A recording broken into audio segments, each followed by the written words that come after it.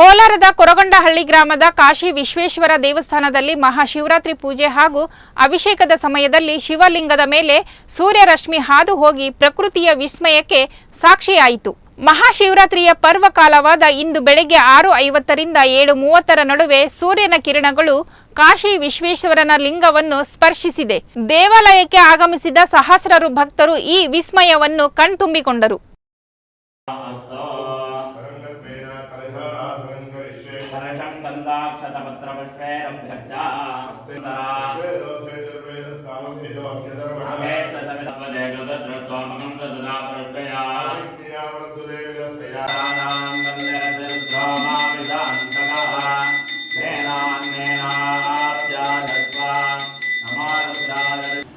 ಇಲ್ಲಿ ಈ ದಿನ ಮಹಾಶಿವರಾತ್ರಿಯ ಪರ್ವದಿನ.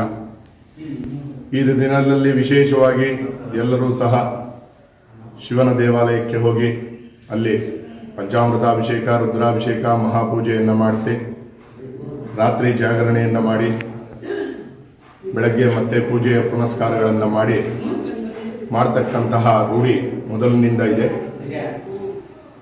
ಇಲ್ಲಿ ಈ ದಿನ ವಿಶೇಷ ಏನಂದರೆ, ನಮಗೆ ಈ ಕೋರಗೊಂಡಹಳ್ಳಿಯಲ್ಲಿ ನೆಲೆಸಿರ್ತಕ್ಕಂತಹ ಕಾಶಿ ವಿಶ್ವೇಶ್ವರ ಸ್ವಾಮಿಯ ಸನ್ನಿಧಿಯಲ್ಲಿ ಪ್ರತಿ ಶಿವರಾತ್ರಿಯಂದು ಆ ಸೂರ್ಯನ ಕಿರಣಗಳು ಬಂದು ಆ ಸ್ವಾಮಿಯ ಮೇಲೆ ಹಾದು ಆ ಸ್ವಾಮಿಗೆ ಅಭಿಷೇಕವನ್ನು ಮಾಡುವ ಮುಖಾಂತರ ಅದು ಹೋಗ್ತಾನೆ. ಆ ವಿಶೇಷವಾಗಿ ಅದು 6:55 7:10 ಒಳಗಡೆ ಆಗುವಂಥದ್ದು. ಈ ವಿಶೇಷ ದಿನ ಆ ಸೂರ್ಯ ರಶ್ಮಿ ಬಂದು ಸ್ವಾಮಿಯ ಮೇಲೆ ಬಿದ್ದು ಈ ದಿನ ಹಾದು ಹೋಗಿದೆ.